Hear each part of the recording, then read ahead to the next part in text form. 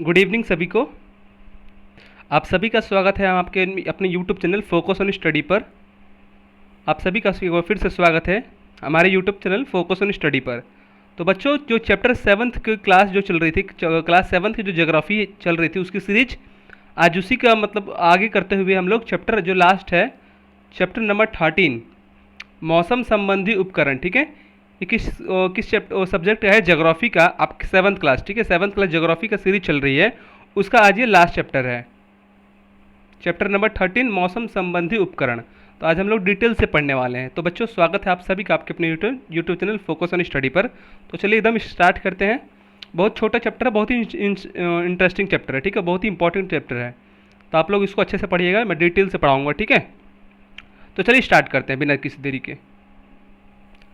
पवन, राजू, मीना, इकबाल और रेहाना मैदान में खेल रहे थे। सभी एक दूसरे के पीछे दौड़ रहे थे। अचानक रेहाना रुक गई। उसने कहा, मुझे तो जोरों से प्यास लग रही है। सभी वहां रुक गए। राजू बोला, गर्मी भी तो बहुत पड़ रही है। मीना बोल पड़ी, कितना तेज धूप है। ठीक है, मौसम संबंधी उपकरण चैप्टर का नाम है, मतलब मौसम से संबंधित कौन कौन से उपकरण होते हैं जिससे हम लोग मौसम का माप कर सकते हैं। ठीक है, इस चैप्टर में बेसिकली यही समझाया गया है कि मौसम को हम लोग कैसे, किस किस माध्यम से, किस उपकरण से, उपकरण मतलब क्या, मशीन, किस उपकरण से हम लोग मौसम को माप सकते हैं बच्चों। ठीक है, तो मीना बोल पड़ी, कितनी तेज धूप है, चलो अब घर चले, नहीं तो मम्मी की डांट खानी पड़ेगी। पवन बोला, मैंने आज के अखबार में पढ़ा कि आज का तापमान 46 डिग्री सेल्सियस है।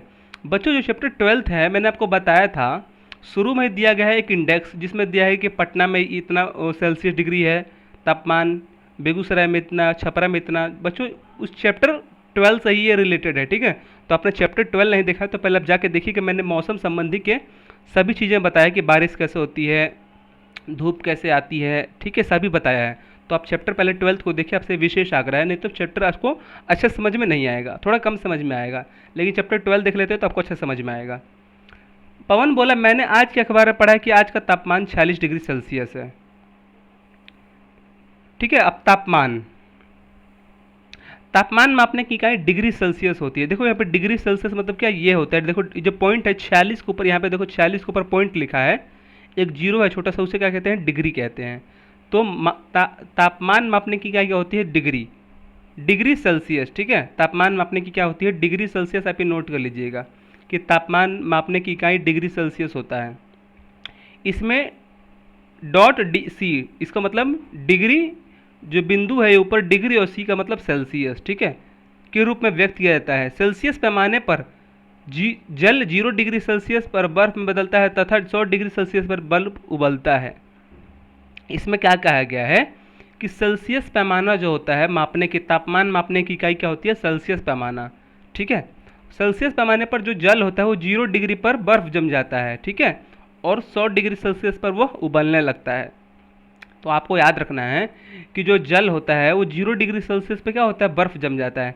आपने जो बर्फ देखा होगा फ्रिज वगैरह में, वो 0 डिग्री, उसका तापमान क्या होता है, 0 डिग्री सेल्सियस। ठीक है, और जो आपने मम्मी आपकी दूध वगैरह या कुछ भी पानी गर्म करती है, तो जब वो पानी उबलने लगता है तो उसका तापमान कितना रहता है, 100 डिग्री सेल्सियस। तो आपको याद रखना है कि जो बर्फ़ होता है वो 0 डिग्री सेल्सियस पे बर्फ़ बन जाता है। ठीक है, और जो जल होता है 100 डिग्री सेल्सियस पर वह पानी बन जाता है। तो आपने ये नोट कर लेना है कि तापमान अगर जीरो रहे, अगर किसी भी चीज़ का तापमान अगर जीरो रहे तो बर्फ़ में बदल जाता है, और किसी भी चीज़ का तापमान 100 रहे तो वह उबलने लगता है। ये नोट कर लेना। रेहाना बोली, लेकिन जगह का तापमान तो अलग होता है। मैंने कल ही रेडियो में सुना था कि पटना का तापमान 43 डिग्री सेल्सियस, रांची का तापमान 39 डिग्री सेल्सियस और तथा सेल्सियस एवं गया का तापमान 44 डिग्री सेल्सियस था।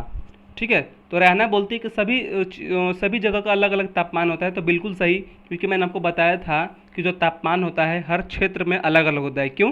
क्योंकि वहाँ पे मौसम परिवर्तन या धूप या गर्मी, कल के चैप्टर में एकदम डिटेल से पढ़ाया हो, पहले जाकर कल देखो। ठीक है, मैं छोटा सा हिंट दे देता हूँ कि तापमान अलग अलग क्यों होता है। देखो, कल मैंने बताया था कि पृथ्वी है जहाँ पे सूर्य का प्रकाश ज़्यादा तेज पड़ता है, यहाँ पे बीच बीच में भूमध्य रेखा, कल बताया था मैंने कल वाले चैप्टर में, भूमध्य रेखा में बीच में पड़ता है तो गर्मी अधिक पड़ती है। इधर शीतोष्ण कटिबंध होता है, मतलब जहाँ पे सूर्य का प्रकाश तिरछी पड़ता है वहाँ पे तापमान कम रहता है। ठीक है, तो कल वाली वीडियो को जाकर देखो, अच्छा समझ में आएगा। ठीक है। तो तापमान अलग अलग क्यों रहता है, मैंने कल की वीडियो में बता दिया था, ठीक है, मैंने बता दिया अभी भी। राजीव बोला अगर सभी जगह के तापमान में इतना अंतर होता है तो लोग इसे मापते कैसे हैं। तो बच्चों आपको माइंड में आ रहा होगा कि ये तापमान को मापते कैसे हैं, ठीक है। इकबाल बोला जब मुझे बुखार लगा था तो डॉक्टर ने मेरे शरीर का तापमान थर्मामीटर से मापा था, ठीक है। इकबाल बोलता है कि जब मेरा बुखार हुआ था तो मेरा शरीर का तापमान थर्मामीटर से मापा जाता था। मुझे बताया गया है कि 100 डिग्री बुखार है। मुझे बताया गया था कि 100 डिग्री बुखार है, ठीक है।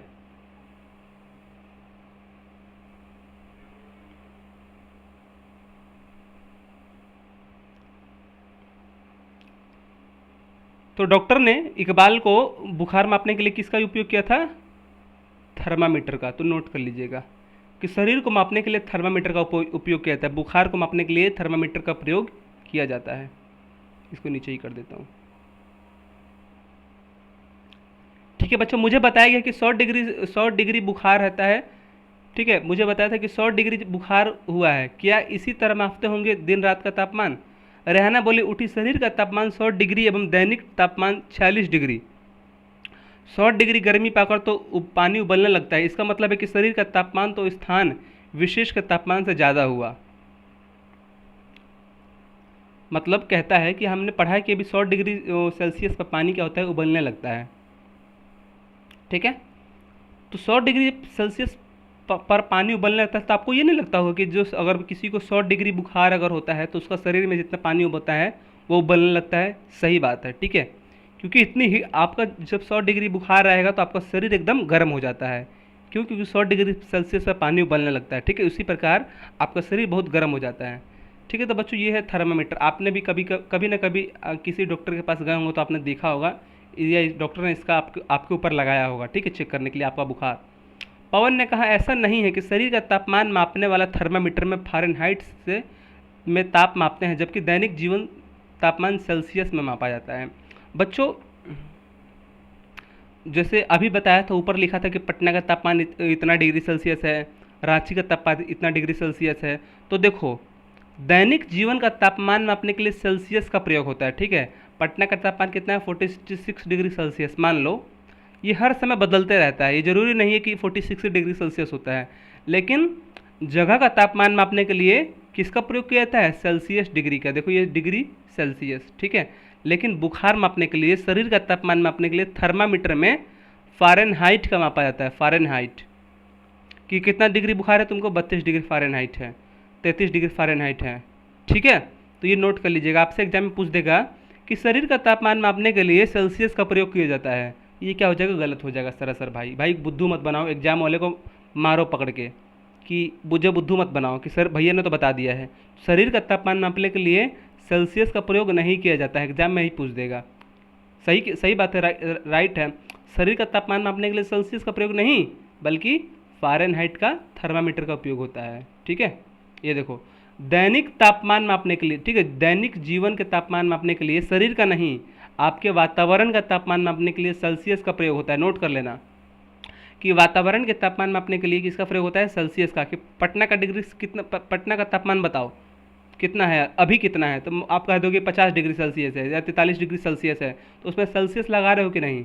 तो दैनिक तापमान मापने के लिए सेल्सियस का प्रयोग होता है। वहीं चिकित्सा के क्षेत्र में शरीर को मापने के लिए फ़ारेनहाइट थर्मामीटर का उपयोग होता है। देखो ये डिग्री सेल्सियस है, ये 40 डिग्री सेल्सियस, ठीक है, और इसमें 32 डिग्री फ़ारेनहाइट है। तो जहाँ पे F लिखा रहेगा तो समझ जाना कि ये शरीर की बात कर रहा है, ठीक है। और जहाँ पे C लिखा रहेगा सेल्सियस, वो सब समझने का तापमान की बात कर रहा है, किसकी, बाहर की, ठीक, वातावरण के तापमान की बात कर रहा है। समझा दिया मैंने। अब नोट करना है यहाँ पे, आधुनिक वेधशाला में मौसम संबंधी सूचनाओं का मापन एवं रिकॉर्ड इलेक्ट्रॉनिक मशीनों द्वारा स्वतः व निरंतर होता रहता है। आधुनिक मतलब सेंटर में, आधुनिक जो रिसर्च सेंटर होते हैं उसमें मौसम संबंधी का मापन रिकॉर्ड इलेक्ट्रॉनिक मशीन के द्वारा होता है। ये नहीं कि बार बार वैज्ञानिक नापते हैं, नहीं, मशीन उन्होंने लगा दिया है, अपने आप वो बताता रहेगा। आपने देखा होगा कि अपने मोबाइल पे कि आज यहाँ पे पानी होगा, आज यहाँ पे सूखा पड़ेगा, यहाँ पे तेज़ गर्मी होगी, तो किससे पता चलता है, उस सेल्सियस से पता चलता है। वैज्ञानिक तापमान सेल्सियस से ही मापते हैं, ठीक है। और वहीं शरीर का तापमान फ़ारेनहाइट मतलब F से मापा जाता है, जो थर्मामीटर में मापते हैं। ठीक। मीना बोली सूर्य से आने वाले ताप को मापने के लिए तो थर्मामीटर ही लगाना पड़ता होगा। इतना क्या लिखा है ये समझ में नहीं आ रहा है। इतना लंबा थर्मामीटर।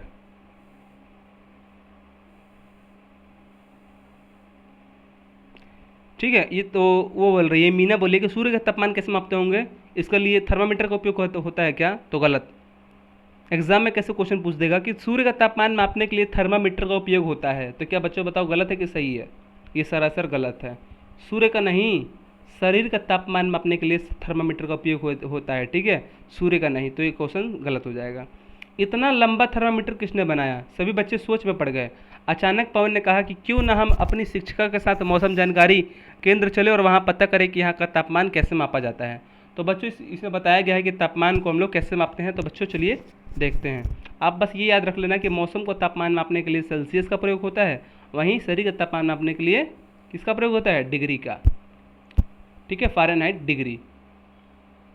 देखो यहाँ पे लिखा है सेल्सियस है, ये शरीर का तापमान मापने के लिए नहीं है। फ़ारेनहाइट जो है वो शरीर का तापमान मापने के लिए होता है। ये होता है सी मतलब सेल्सियस, एफ मतलब फ़ारेनहाइट। तो फ़ारेनहाइट से शरीर का तापमान मापा जाता है और सी से किसी भी मौसम का। ठीक है। अगले दिन सभी बच्चे शिक्षक के पास गए और मौसम से वेधशाला पहुंचे। वहां जाकर शिक्षिका ने सबसे पहले उन्हें थर्मामीटर दिखाया। थर्मामीटर जो आपको ऊपर दिखाया था, थर्मामीटर से क्या होता है कि शरीर का तापमान मापा जाता है कि आपको कितना बुखार है। मीना ने कहा इसमें तो कांच की यू आकार की नली लगी है। ठीक है, मीना ने कहा कि इसमें तो कांच की यू आकार की नली लगी है। राजू ने कहा अरे इसमें तो अधिकतम और न्यूनतम भी लिखा है। अधिकतम और न्यूनतम, देखो ये अधिकतम लिखा है, ये क्या लिखा है, न्यूनतम। पवन बोला कांच की नली के अंदर भी तो कुछ भरा है जो न्यूनतम और अधिकतम दोनों ओर है। इकबाल बोला हमें कैसे पता चलेगा इसमें क्या भरा है। शिक्षिका ने कहा इसमें अल्कोहल एवं पारा भरा होता है। उन्होंने बच्चों से पूछा कि बच्चों बताइए पारा और अल्कोहल कहाँ से कहाँ तक है। तो जो थर्मामीटर में क्या भरा रहता है, पारा या अल्कोहल, ये नोट कर लीजिए। ठीक है, आपसे पूछ देगा कि थर्मामीटर में क्या भरा जाता है, पानी, डीजल, पेट्रोल या इनमें से कुछ नहीं, तो क्या हो जाएगा गलत, इनमें से कुछ नहीं। अगर आपसे पूछ देगा कि थर्मामीटर में क्या भरा जाता है, पानी, डीजल, अल्कोहल और पारा, तो क्या हो जाएगा पारा ऑप्शन। ठीक है, ये पारा और अल्कोहल के एक प्रकार के लिक्विड है, एक प्रकार का तरल पदार्थ है। ठीक है, तो थर्मामीटर में पारा और अल्कोहल भरा जाता है, याद कर लेना, कुछ भी कोई दोनों में से कोई एक। पवन ने थर्मामीटर देखकर कहा हाँ इसमें तो नीचे के भाग में पारा भरा है तथा ऊपर के दोनों सिराओं में अल्कोहल तथा दोनों और इस्पात के बने दो अलग अलग निर्देशक लगे हैं। ठीक है, शिक्षिका ने पूछा जरा गौर से बताओ कि आप लोगों में से क्या क्या नजर आ रहा है। रेहाना ने गौर से जवाब दिया कांच की नली का एक सिरा जो नीचे की ओर मुड़ा है वह बल्ब की तरह है और दूसरा सिरा ऊपरी भाग की तरफ बल्ब की तरफ लगा। ये इंपॉर्टेंट नहीं है। ठीक है,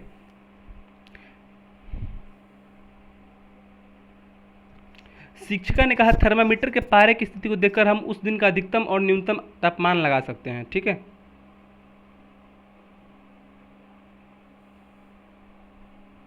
शिक्षिका ने कहा कि थर्मामीटर में पारे की स्थिति को देखकर हम उस दिन का अधिकतम और न्यूनतम तापमान पता कर सकते हैं। बच्चों 2 मिनट रुक जाओ।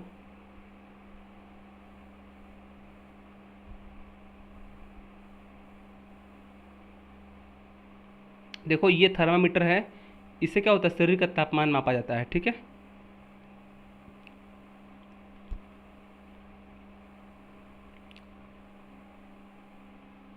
शिक्षिका ने कहा थर्मामीटर के पारे की स्थिति को देखकर हम उस दिन का अधिकतम और न्यूनतम तापमान पता कर सकते हैं। उन्होंने बच्चों से कहा बच्चों आप लोग अभी का तापमान बताइए। सभी बच्चों ने मिलकर बताया कि अभी का तापमान 40 डिग्री सेल्सियस और न्यूनतम तापमान 38 डिग्री सेल्सियस है। पवन ने कहा मैंने तो ऐसी घड़ी भी देखी है जो समय के साथ तापमान भी बताती है।